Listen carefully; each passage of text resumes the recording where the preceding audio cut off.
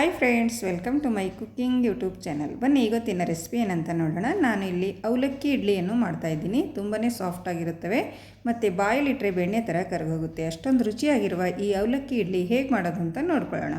ಇಲ್ಲಿ ನಾನು ಮೊದಲಿಗೆ ಒಂದು ಪಾತ್ರೆಯನ್ನು ತೊಗೊಂಡು ಅದಕ್ಕೆ 1 ಬಟ್ಟಲಾಗಷ್ಟು ಅವಲಕ್ಕಿಯನ್ನು ತೊಗೊಂಡಿದ್ದೀನಿ. ನೋಡಿ, ಅಳತೆಗೋಸ್ಕರ ಒಂದು ಬಟ್ಟಲನ್ನು ಸೆಟ್ ಮಾಡ್ಕೊಳ್ಳಿ. ಮತ್ತು ಅದೇ ಬಟ್ಟಲಿನಿಂದ ನಾನು 1 ಬಟ್ಟಲಷ್ಟು ಮೊಸರು ಕೂಡ ಹಾಕೋತಾ ಇದ್ದೀನಿ. ನೋಡಿ, ಮತ್ತು ಅದೇ ಬಟ್ಟಲಿನಿಂದ ನಾನು 1 ಬಟ್ಟಲು ನೀರನ್ನು ಹಾಕ್ಕೊಂಡು ಇವಾಗ ನಾವು ಇದನ್ನು ಮಿಕ್ಸ್ ಮಾಡ್ಕೊಳ್ಬೇಕು. ಅವಲಕ್ಕಿ ಮತ್ತು ಮೊಸರು ಚೆನ್ನಾಗಿ ಮಿಕ್ಸ್ ಮಾಡ್ಕೊಳ್ಬೇಕು. ಇದು ಅವಲಕ್ಕಿ ಮೊಸರಿನಲ್ಲಿ ಚೆನ್ನಾಗಿ ನೆನಿಬೇಕು. ಒಂದು 10 ರಿಂದ 15 ನಿಮಿಷ ನಾವು ಇದನ್ನು ಒಂದು ಡಕ್ಕನವನ್ನು ಮುಚ್ಚಿ ಇದನ್ನು ನೆನೆಯೋದಕ್ಕೆ ಬಿಟ್ಬಿಡೋಣ. ಒಂದು 15 ನಿಮಿಷದಲ್ಲಿ ಚೆನ್ನಾಗಿ ನೆನೆಯುತ್ತೆ. ನೋಡಿ, ಇವಾಗ ಒಂದು 15 ನಿಮಿಷ ಆಗಿದೆ. ಇವಾಗ ನಾನು ತೆಗೆದು ನೋಡ್ತಾ ಇದ್ದೀನಿ ಯಾವ ರೀತಿ ನೆಂದಿದೆ ಅಂತ ನೋಡ್ಕೊಳ್ಳಿ. ನೋಡಿ, ಎಷ್ಟೊಂದು ಚೆನ್ನಾಗಿ ನೆಂದಿದೆ ಅಂತ ನೋಡಿ. ಸಾಫ್ಟ್ ಆಗಿದೆ ನೋಡಿ, ಅವಲಕ್ಕಿ ಎಲ್ಲ ಮೊಸರೆಲ್ಲ ಹೀರ್ಕೊಂಡಿದೆ. ಈ ರೀತಿ ನೆನೆಸ್ಕೊಳ್ಬೇಕು ನೋಡಿ. ಇವಾಗ ನಾವೊಂದು ಮಿಕ್ಸಿ ಜಾರನ್ನು ತಗೊಂಡು ಈ ನೆನೆಸಿರುವ ಅವಲಕ್ಕಿಯನ್ನು ಮಿಕ್ಸಿ ಜಾರಿಗೆ ಹಾಕೊಳ್ಳೋಣ. ಮತ್ತು ಇದಕ್ಕೆ ನಾನು ಒಂದು ಸ್ವಲ್ಪ ನೀರನ್ನು ಹಾಕ್ಕೊಂಡು ಇವಾಗ ಇದನ್ನು ಮಿಕ್ಸಿ ಮಾಡ್ಕೊಂಡು ಬರ್ತಾಯಿದ್ದೀನಿ.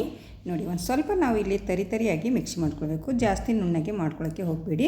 ಅವಲಕ್ಕಿ ಒಂದು ಸ್ವಲ್ಪ ಈ ರೀತಿ ಒಂದು ಸ್ವಲ್ಪ ತರಿಯಾಗಿರಬೇಕು. ನೋಡಿ, ಈ ರೀತಿ ಮಿಕ್ಸಿ ಮಾಡ್ಕೊಂಡು ಬಂದಿದ್ದೀನಿ. ಇವಾಗ ಒಂದು ಪಾತ್ರೆಗೆ ಹಾಕೋತಾ ಇದ್ದೀನಿ. ಆ ನೆನೆಸಿಟ್ಟಿಕೊಂಡಿದ್ದೀನಲ್ಲ ಅದೇ ಪಾತ್ರೆಗೆ ನಾನು ಈ ಅವಲಕ್ಕಿ ಮಿಶ್ರಣವನ್ನು ಹಾಕೊಳ್ತಾ ಇದ್ದೀನಿ.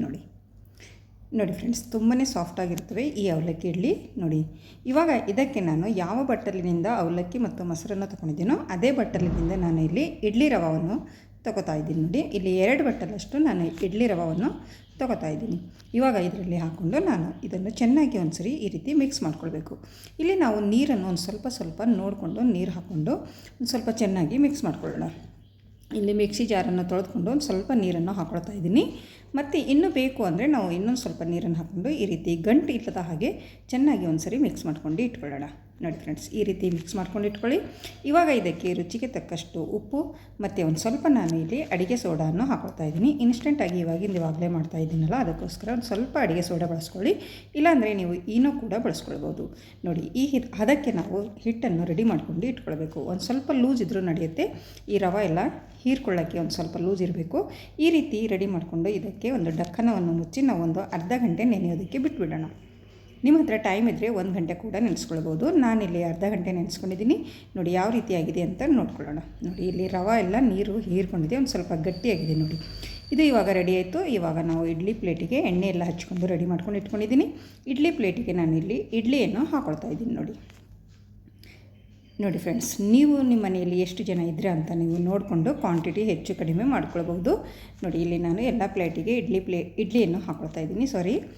ಇವಾಗ ನನ್ನ ಹತ್ರ ಈ ರೀತಿ ಇಡ್ಲಿ ಪ್ಲೇಟ್ ಇದೆ. ಇಲ್ಲಿ ನಾನು ಮೊದಲು 3 ಪ್ಲೇಟಿಗೆ ಹಾಕ್ತಾಯಿಲ್ಲ, ಮೇಲ್ಗಡೆ 3 ಪ್ಲೇಟಿಗೆ ಮಾತ್ರ ನಾನಿಲ್ಲಿ ಹಾಕ್ಕೊಳ್ತಾ ಇದ್ದೀನಿ. ನೋಡಿ, ಈ ರೀತಿ ಹಾಕ್ಕೊಂಡು ನಾನು ಇಲ್ಲಿ ಆಲ್ರೆಡಿ ಸ್ಟವ್ ಮೇಲೆ ನೀರು ಕುದಿಯೋದಕ್ಕೆ ಇಟ್ಟಿದ್ದೀನಿ ಇಡ್ಲಿ ಪಾತ್ರೆಯಲ್ಲಿ.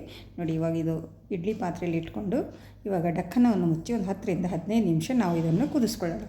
ನೋಡಿ, ಇವಾಗ ಒಂದು 15 ನಿಮಿಷ ಆಗಿದೆ. ತೆಗೆದು ನೋಡ್ತಾ ಇದ್ದೀನಿ ಯಾವ ರೀತಿ ಇಡ್ಲಿ ರೆಡಿಯಾಗಿದೆ ಅಂತ ಚೆಕ್ ಮಾಡ್ಕೊಳ್ಳಿ. ಈ ರೀತಿ ಚಾಕುದಿಂದ ಚೆಕ್ ಮಾಡ್ಕೊಳ್ಳಿ. ಚಾಕುಗೆ ಅಂಟ್ಕೊತಾ ಇಲ್ಲ ಅಂದರೆ ಇದು ರೆಡಿಯಾಗಿದೆ ಅಂತ ಅರ್ಥ. ಇವಾಗ ಆರಾಮವಾಗಿ ನಾವು ಇದನ್ನು ತೆಗೆದುಕೊಳ್ಳೋಣ. ನೋಡಿ, ಇಲ್ಲಿ ಕೆಳಗಡೆ ಇಟ್ಕೊತಾ ಇದ್ದೀನಿ. ನೋಡಿ, ಇದು ಒಂದು ಸ್ವಲ್ಪ ನಾವು ಆರೋದಕ್ಕೆ ಬಿಡಬೇಕು. ಸ್ವಲ್ಪ ಒಂದು 5 ನಿಮಿಷ ಆರಿದ ಮೇಲೆ ನಾವು ಇಡ್ಲಿಯನ್ನು ತೆಕ್ಕೊಳ್ಬೇಕು. ಇಡ್ಲಿ ಪರ್ಫೆಕ್ಟಾಗಿ ತೆಗೆಯೋದಕ್ಕೆ ಬರುತ್ತೆ. ನೋಡಿ, ಇವಾಗ ಒಂದು 5 ನಿಮಿಷ ಆಗಿದೆ. ನಾನು ಇವಾಗ ಇದನ್ನು ತೆಕ್ಕೊಳ್ತಾ ಇದ್ದೀನಿ. ನೋಡಿ ಫ್ರೆಂಡ್ಸ್, ಎಷ್ಟು ಚೆನ್ನಾಗಿ ಬರ್ತಾಯಿದೆ ಅಂತ ನೋಡ್ಕೊಳ್ಳಿ. ಸೂಪರಾಗಿರುವ ನಮ್ಮ ಈ ಸಾಫ್ಟ್ ಆದ ಇಡ್ಲಿ ಅವಲಕ್ಕಿ ಇಡ್ಲಿ ಅಂತೂ ರೆಡಿ ಆಯಿತು. ನೋಡಿ, ನೋಡ್ತಾ ಇದ್ದೀರಾ ಎಷ್ಟು ಚೆನ್ನಾಗಿ ಬಂದಿದೆ ಅಂತ. ಬಾಯಲ್ಲಿಟ್ಟರೆ ಬೆಣ್ಣೆ ಥರ ಕರಗೋಗುತ್ತೆ. ಅಷ್ಟೊಂದು ರುಚಿಯಾಗಿವೆ. ತಿನ್ನೋದಕ್ಕೂ ಕೂಡ ತುಂಬ ಚೆನ್ನಾಗಿದೆ. ಮಾಡೋದಕ್ಕೂ ಕೂಡ ತುಂಬ ಸುಲಭ. ಒಂದು 10 ನಿಮಿಷದಲ್ಲೇ ನಾವು ಈ ಇಡ್ಲಿಯನ್ನು ರೆಡಿ ಮಾಡ್ಬೋದು. ಇಲ್ಲಿ ಒಂದು ಪ್ಲೇಟಲ್ಲಿ ಸರ್ವ್ ಮಾಡ್ತಾಯಿದ್ದೀನಿ. ಅದ್ರ ಜೊತೆ ಟೊಮಾಟೊ ಚಟ್ನಿ ಮತ್ತು ಸಾಂಬಾರು ಕೂಡ ಮಾಡ್ಕೊಂಡಿದ್ದೀನಿ. ನೋಡಿ ಯಾವ ರೀತಿ ಬಂದಿದೆ, ಎಷ್ಟು ಸಾಫ್ಟ್ ಆಗಿದೆ. ನೋಡಿದ್ರಾ?